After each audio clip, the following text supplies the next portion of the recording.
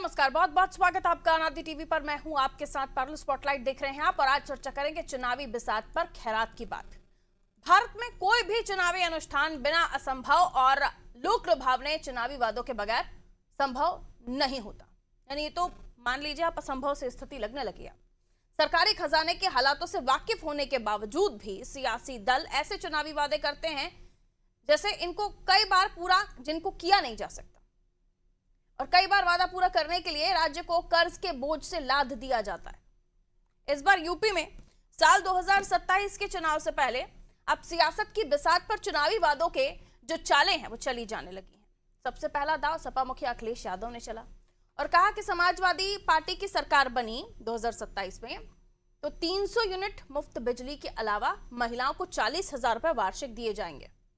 अखिलेश ने आरोप लगाया कि स्मार्ट मीटर के नाम पर उपभोक्ताओं का शोषण किया जा रहा है और बिजली बिलों में अनियमित बढ़ोतरी की जा रही है। सरकार में ठेके देने से पहले ही कंपनियों से एडवांस कमीशन लिया जाता है, जिसकी भरपाई उपभोक्ताओं से अधिक बिल वसूल कर की जाती है। अखिलेश यादव ने भाजपा पर निशाना साधते हुए कहा कि बिजली मीटर भी ईवीएम की तरह हेराफेरी कर रहे हैं और जनता अब इस व्यवस्था को समझ चुकी है। महंगी बिजली और गैस सिलेंडर ही भाजपा का सत्ता से कनेक्शन काट देंगे।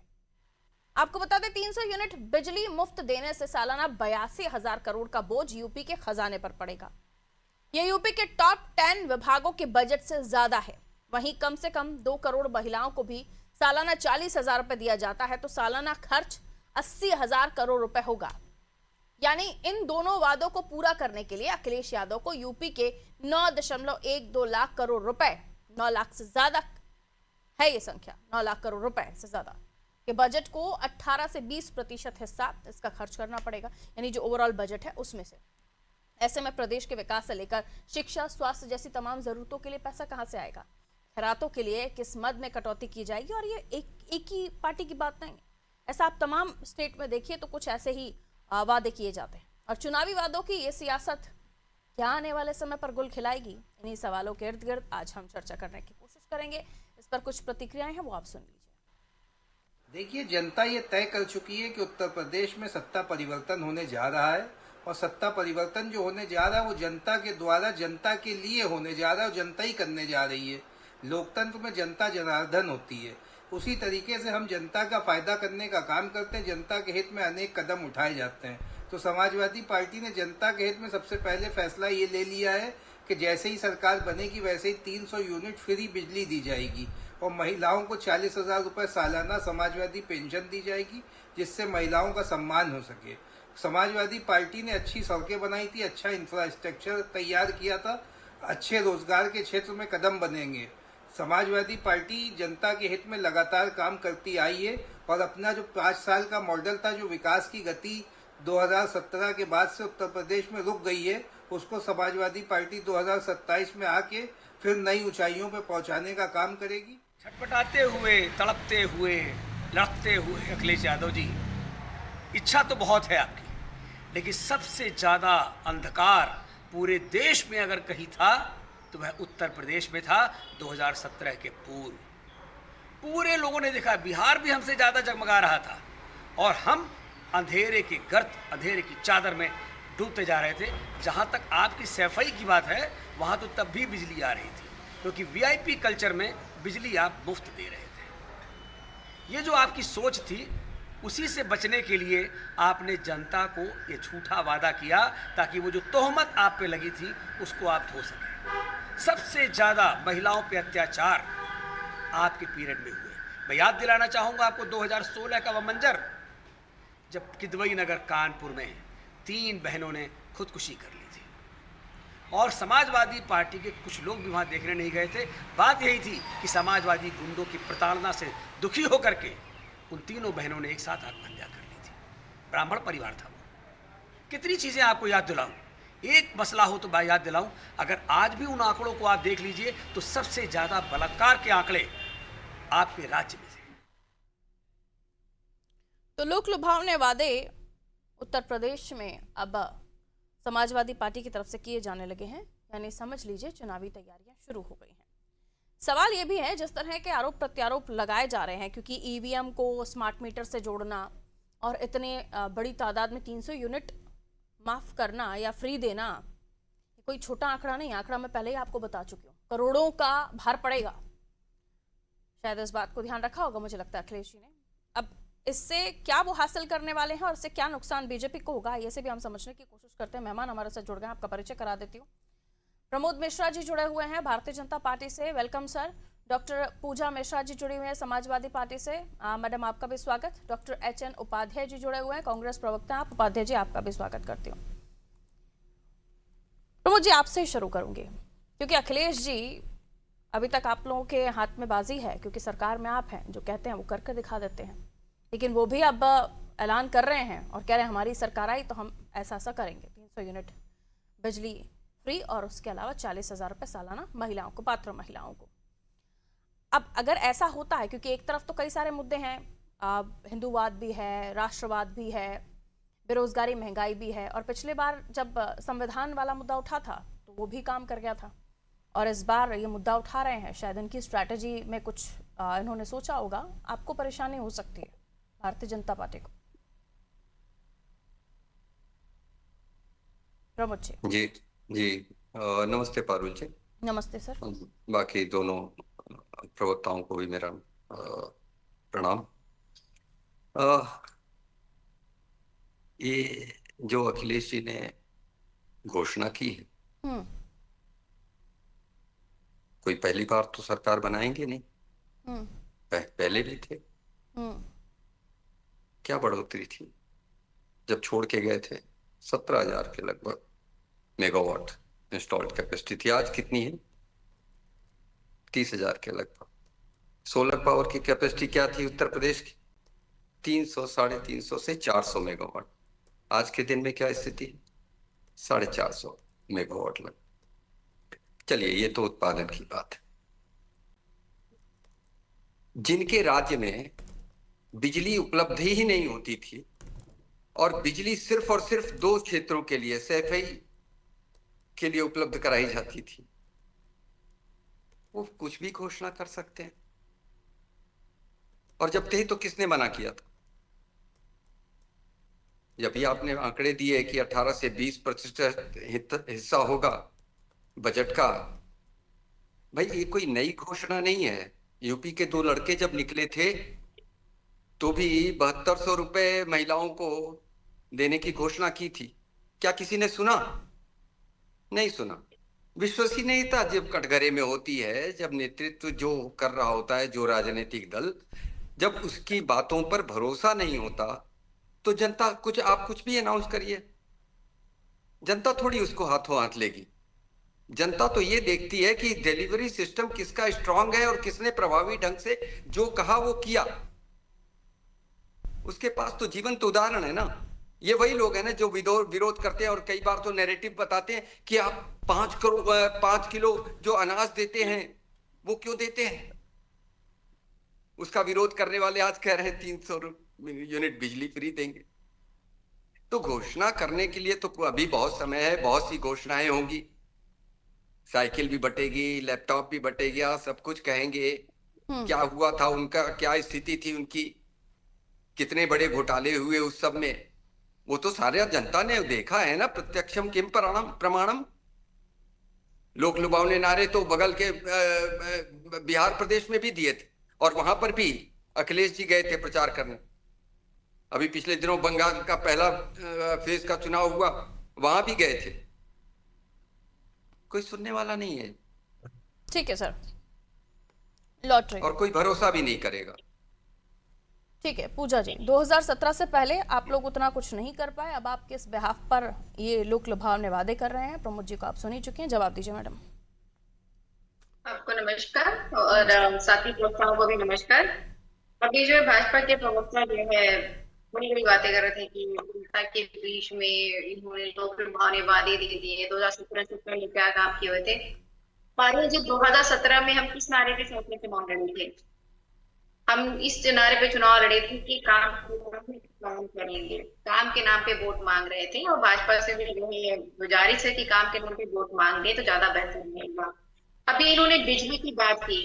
उत्तर प्रदेश के ग्रामीण क्षेत्रों में इतनी ज्यादा गर्मी होने के बावजूद भी रोज 11 बजे इस दिन में करंट कट कर दी जाती है और शाम को 4 बजे आता है।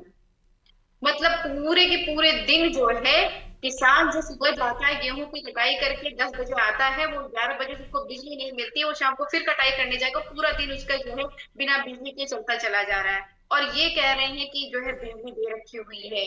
अगर बिजली इतनी दे रखी तो भी कंपेयर कर रहे थे कि हाँ हमारी सरकार में 18 गीगावाट दिया जाता है, उनकी सरकार में जो है वो 18 से 25 पहुंच गया हुआ है। और जो है सही कह रहे हैं कि सोलर एनर्जी की जो बात करें तो वो हमारे जो है सरकार में 400 जो है मेगावाट था, वो अभी सरकार ने बढ़ाया, लेकिन सब्सिडी घटा दिया है पारुल जी। जो हमारी सरकार के समय में जो है सब्सिडी रहा करती थी, उस सब्सिडी को इस सरकार ने घटा दी हुई है, वो सब्सिडी नहीं मिलती। और बहुत सारे पेज है कि हम सोलर सेल पे काम करते हैं, इसलिए हमें पता है कि जो है सोलर सेल पे क्या कर रही है सरकार। सीएसटी है यूपी का, उसका जो है प्रोजेक्ट रहा है हमारे लैब में, तो इसकी इन्फॉर्मेशन पारुल जी धरातल की पक्का है। और जो भाजपा के प्रवक्ता जो यहाँ बैठ करके कहते हैं ना डिबेट में, यही सारी बातें जाकर के धरातल पे कहते पारुल जी, जनता इनको जो है लाठियां लेकर के दौड़ाएंगी। ये जो स्मार्ट मीटर ला रखे हुए ना बिजली का, वो जो जनता ना स्मार्ट मीटर उखाड़ करके पहुंच जा रही है जो बिजली घर पे कि भाई स्मार्ट मीटर दिए हैं, इतनी परेशान हो गई हुई है। अभी एक और नया इन्होंने सबूत छोड़ा हुआ है कि आपका जो खेत है ना उसको आपको खतौनी जो है जाकर के तहसील पे ऑनलाइन चढ़वानी पड़ेगी, नहीं तो वो खेत आपका नहीं रहेगा। तो वो जाकर के वहां पे खेत पे खतौनी चढ़वा रहे हैं, स्मार्ट मीटर उखाड़ करके बिजली घर में बैठे हुए हैं, उनको करंट नहीं, उनको जो इलेक्ट्रिसिटी सप्लाई नहीं मिल रही है इतनी गर्मी में, और ये कह रहे हैं कि नहीं बहुत बढ़िया चल रहा है। तो फिर यही सारे वक्तव्य आप जाकर के जनता को कहिएगा, पता चल जाएगा 2017 के पीछे का रोना अब नहीं रो सकते हो आप। ठीक है। जनता ने आपको 2 बार देख लिया हुआ, जनता को पता है कि आपने क्या कार्य किया, वही हाथ कंगन को आरसी किया, ठीक। जनता देख रही है। आप जाइएगा बोलिएगा, जनता आपको मानेगी तो बताइएगा। ठीक है, कांग्रेस का क्या स्टैंड है सर इस पर, उपाध्याय जी? देखिए पारुल जी, हम्म। कांग्रेस पार्टी का स्टैंड तो आप समझी रही है, जो वादा करती है पार्टी वो पूरा करती है। आपको मैं एक उदाहरण दूं, चाहे कोर्ट के ही फैसले से मिड डे मील जैसा खर्चीला स्कीम आज कितने वर्षों से चल रहा है पूरे देश में, आखिर चल ही रहा है ना। सरकार ने कांग्रेस ने शुरू की, सब कुछ की चलाई, आज भी चल रही है। हालांकि इनके समय में यह है कि पत्रकार कहीं कुछ दिखा देते हैं कि कायदे से खाना नहीं बन रहा है, रसोइये का कोई वेतन नहीं मिल रहा है, तो उन पर FIR हो जाता है। जो वादा करती है, हम अपनी पार्टी की बात कर रहे हैं, ठीक है, सपा भी हमारे गठबंधन में है तो जरूर हम लोग उसको पूरा करेंगे, और हम लोग जो वादा करते हैं उसको पूरा करते हैं। भारतीय जनता पार्टी एक बात ऐसी पार्टी है जो चुनाव के समय, देखिए बिहार में 10,000 रुपया खाते में भी वोट खरीदने के लिए, उसके बाद बंद कर दी। महाराष्ट्र, दिल्ली और में क्या इन्होंने जो वादा किया था 25-25 रुपया दिया, नहीं दिया। हमारी तेलंगाना में, कर्नाटक में, हिमाचल में हम सभी वादा पूरा किए या कर रहे हैं। और देखिए इसको किया जा सकता है, जो ये कमीशनबाजी इनका चलता है बीजेपी सरकार की, वो अगर बंद कर दे तो काफी पैसा बचत हो जाएगा, जो जनता के वेलफेयर स्कीम पर खर्च किया जा सकता है। कई जगह 200 यूनिट तक फ्री बिजली दी गई है, दिल्ली में दी गई थी, हर जगह दी गई, तो क्यों उत्तर प्रदेश में ये दी जा सकती है? स्मार्ट मीटर का तो हाल आप देख ही रही है, किस तरह से अप्रत्यक्ष रूप से बीजेपी जनता को लूट रही है। सही में कहा है अखिलेश जी ने कि स्मार्ट मीटर जो है ईवीएम मशीन की तरह जनता को लूट रही है। और ये जो भारतीय जनता पार्टी सरकार अगर बिजली देते तो मथुरा में इनके ऊर्जा मंत्री ने क्या कहा था, ऊर्जा मंत्री ने क्या कहा था बिजली के मुद्दे पर? देखिए बिजली लगातार महंगी होती जा रही है, बिजली गांव में आ नहीं रही है। स्मार्ट मीटर के माध्यम से ठेकेदारों से पहले कमीशन ले लेते हैं, फिर उनको ये शुरुआते हैं उस तरह से न बिजली की सुविधा। जो सरकार गैस नहीं दे पा रही है, गैस 40-40, 45 दिन, 50 दिन, वो भी 2,000-2,500 रुपए में लोग सिलेंडर ले रहे हैं। अभी प्रधानमंत्री जी बंगाल में गए थे, दाल मूढ़ी बंटवाने की बात कर रहे हैं। अरे दाल मूढ़ी बंटवाएंगे क्या, कुछ में गैस की जरूरत तो नहीं पड़ती है। अब चुनाव के बाद देखिएगा ये पेट्रोल डीजल कितनी बेतहाशा महंगा करते हैं, तो ऐसे ही जिसमें न गैस की जरूरत होगी न बिजली की जरूरत होगी, यही बांटने के लिए मजबूर करेंगे जनता को, खाने के लिए मजबूर करेंगे। जी प्रमोद जी, पेट्रोल डीजल महंगा हो जाएगा, और उसके अलावा जब 200 यूनिट आम आदमी पार्टी दिल्ली में दे सकते तो समाजवादी पार्टी को यहाँ पर उत्तर प्रदेश में क्यों नहीं दे सकती? वो अपनी बात नहीं कर पा रहे हैं, कि फिलहाल स्थिति कमजोर है? खैर कहिए। श्रीमान हरिनाथ उपाध्याय जी, कमजोर नहीं है हमारी, हम लोग ये अभी गठबंधन है, तो हम लोग तो सरकार जब तो हम आपकी लोग पार्टी का नेतृत्व बनेगी, मुख्यमंत्री उसको थोड़ी ना पूरा बना करेंगे। देंगे, आएंगे सरकार में अगर समाजवादी पार्टी के लोग तो उनकी पार्टी का ही मुख्यमंत्री नहीं बनाएंगे। तो- आप क्यों तो क्या आंध्र प्रदेश में गोलगप्पा बीजेपी खा रहे हो या मुख्यमंत्री है पानी क्या? पूरी खा रहे हो? वो 5% क्यों नहीं खाएंगे? भारतीय जनता पार्टी चुनाव हटा यहाँ से, हम लोग सरकार बनाएंगे अपनी। तो अब वो सरकार चुनाव बनाएंगे लड़ने तो की बात है, समाजवादी चुनाव पार्टी आपको कराएगी। सीट देने के बारे में सोचती है, आपको अरे भाई, मुख्यमंत्री बना वो- देंगे क्या? वो आप सुनिए, ये हकीकत को ऊपर का स्वीकार मामला कर है। लीजिए प्रभु। समझे? खैर, अरे ये नीतीश कुमार को हकीकत मुख्यमंत्री को बना रहे स्वीकार थे कर ना, लीजिए। जिस तरह से राज्यसभा में लेकर दिल्ली में बैठा गठबंधन दिए। में है। इन लोगों से धोखेबाजी नहीं है हम लोग, गठबंधन धोखेबाज में है, नहीं हम लेकिन लोग। इतना भी आपको अभी बड़ा भाई नहीं बनाया है समाजवादी पार्टी ने, वो बड़ा भाई ठीक वही है, है। कहीं हम बड़े भाई हैं, कहीं हाँ। बड़े भाई हैं, कहीं छोटे भाई, बात अलग है। तो फिर लेकिन यूपी सब हम लोग में बराबर काहे के फिर स्तर बड़ा पर भाई हैं। बनना चाह रहे हैं सर? मान चुके हैं तो नहीं, फिर क्यों बहस कर रहे हैं इस बराबर- बारे में? हम ठीक है, रुक लोग जाइए जब उपाध्याय जी, गठबंधन में हैं, प्लीज सबका रुक जाइए। बराबर ये वाला इधर उधर की भारतीय बहस जनता मत पार्टी कीजिए। होता है। इधर उधर की बहस, जग जाहिर है उत्तर प्रदेश में समाजवादी पार्टी के सामने आपकी क्या हैसियत है। भाई बना रहे थे। हाँ, तो मत कहिए। अभी फिर 17, 14, 12 पर लाकर आपको छोड़ देंगे, इतनी सीटों पर ही लड़ लो। ठीक है सर, ओके सर, ओके। आपकी कोई सी नस दब गई, मुझे समझ में आ रहा है। रुक जाइए। हाँ प्रमोद सर, रुकिए प्रभु, रुकिए, मुझसे मत डिबेट कीजिए, कुछ नहीं मिलेगा उससे आपको। जी प्रमोद जी, की तरफ से बैटिंग कर रही है, तो जो फील्डिंग का तो झेलना ही पड़ेगा ना। उपाध्याय जी झेलना तो किसी को नहीं पड़ेगा, और अब आप पर्सनल लेवल पर आ रहे हैं तो फिर अच्छा नहीं होगा। हाँ बिल्कुल, नहीं, आप आप काम डाउन रहिए, मैं बहुत कर रही सुकून से हैं। डिबेट करना चाह रही हूँ, बिल्कुल शांति से बैठिए। अपनी अपनी बात कीजिए, और जो हकीकत है ना उसको एक्सेप्ट करो, थोड़ा बड़ा दिल रख लिया कीजिए। जब आप बात कर रहे हो ना, तो जो आपकी जो हकीकत है, पार्टी क्या स्थिति में, किस लेवल पर है, वो स्वीकार करने में क्या दिक्कत है? मान तो लेते हैं आप 17 मिल जाए, 12 मिल जाए, 10 मिल जाए, मान जाते हैं उस पर आप, तो इसमें एक्सेप्ट क्यों नहीं कर पा रहे? डाउन कीजिए ऑडियो, इधर उधर की डिबेट मत कीजिए सर, मुझ पर तो बिल्कुल भी मत आइए, मैं बहुत सुकून से डिबेट कर रही हूँ आपके साथ, बिल्कुल नॉर्मल चर्चा हो रही है, अपनी अपनी बात रखते जाइए। बुरा लगे तो आपको मैं उसमें कुछ नहीं कर सकती। कहिए प्रमोद जी। पारुल जी, निष्पक्ष होकर के, डॉक्टर उपाध्याय बड़े योग्य व्यक्ति हैं, उन्होंने आपसे कहा कि निष्पक्ष होकर के आप प्रश्न पूछिए। एकदम बिल्कुल उन्होंने कहा, आप निष्पक्ष होकर के उनसे पूछिए कि कर्नाटक में पिछले 1 वर्ष में 2000 से ज्यादा किसानों ने आत्महत्या कर ली, जो कहते हैं वही करते हैं, ये पूछिए।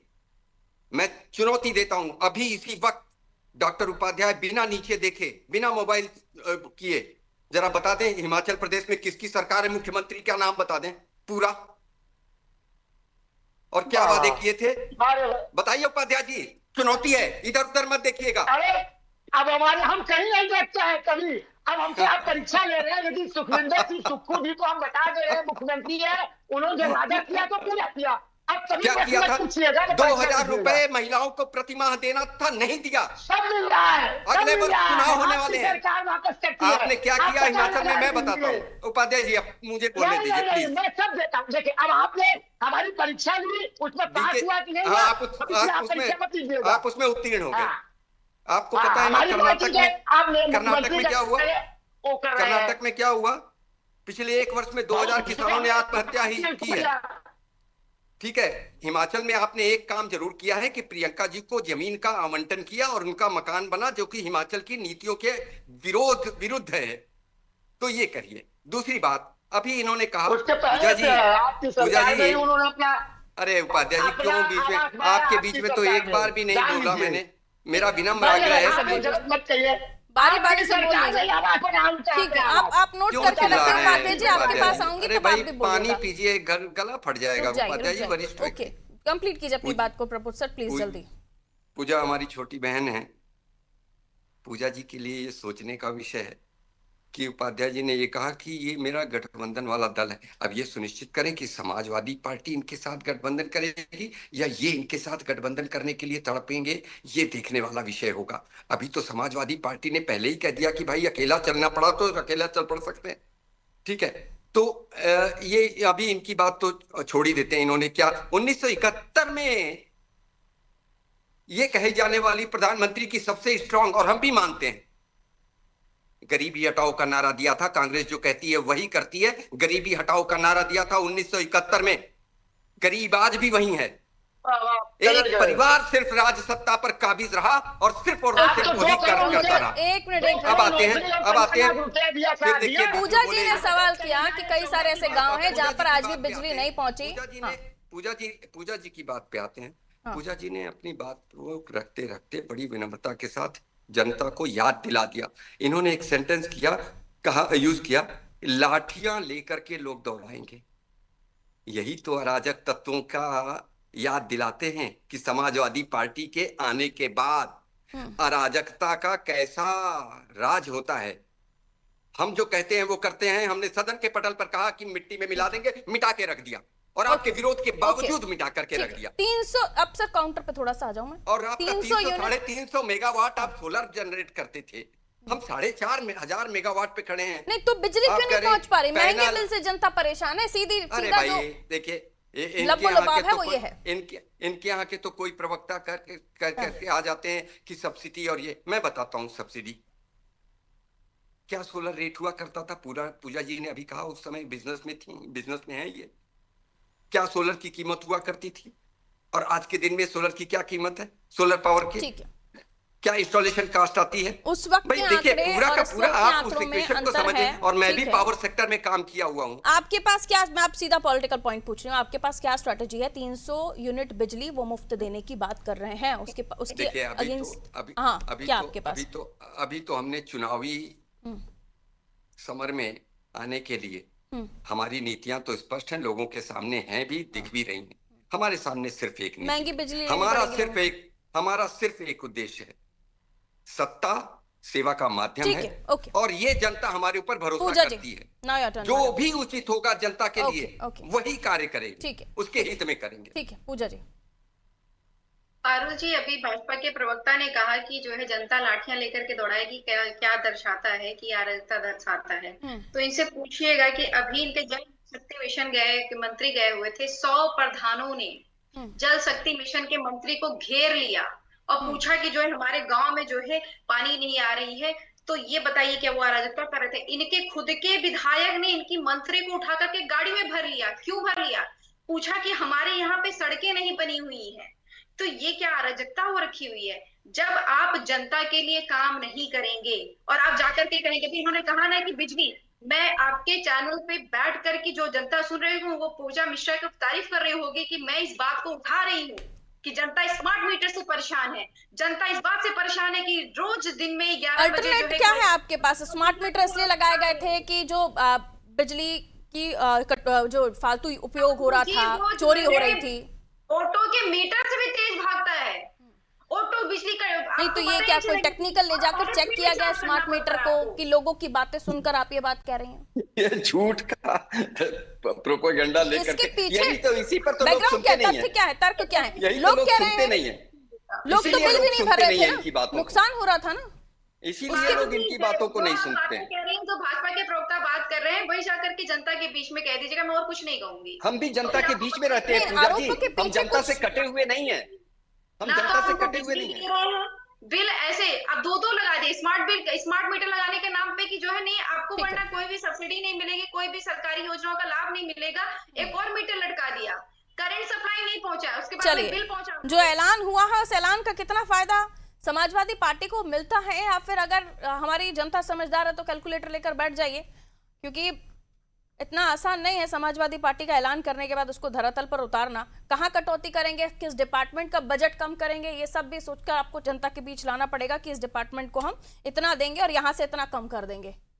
सिर्फ योजनाएं घोषणाओं से इतर आपको एक रोड मैप, एक स्ट्रैटेजी भी जनता के बीच लेकर जानी चाहिए अगर जनता समझदार है तो। खैर, बहुत बहुत शुक्रिया आप सभी का हमारे साथ जुड़ने के लिए। तो देखिए, बहुत सारी चीज़ों की बात की गई, लेकिन फैक्ट ये है, कुछ चीज़ें हैं फैक्चुअल।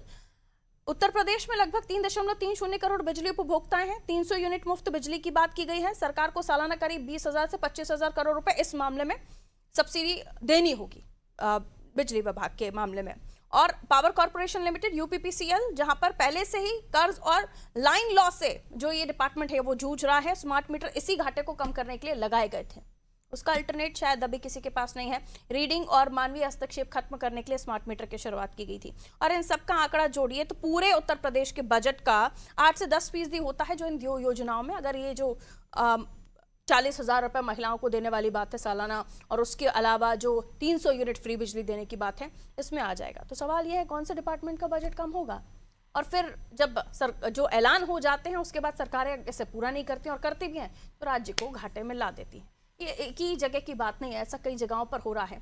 और कांग्रेस की अगर हम बात करें तो कर्नाटक में भी थोड़ी सी तस्वीरें देख लें तो शायद उनको भी समझ में आ जाएगा कि जो चीज़ को लेकर वो हामी भर रहे हैं उसका हाल उनके ही राज्य में क्या हुआ पड़ा है। दीजिए इजाजत, नमस्ते।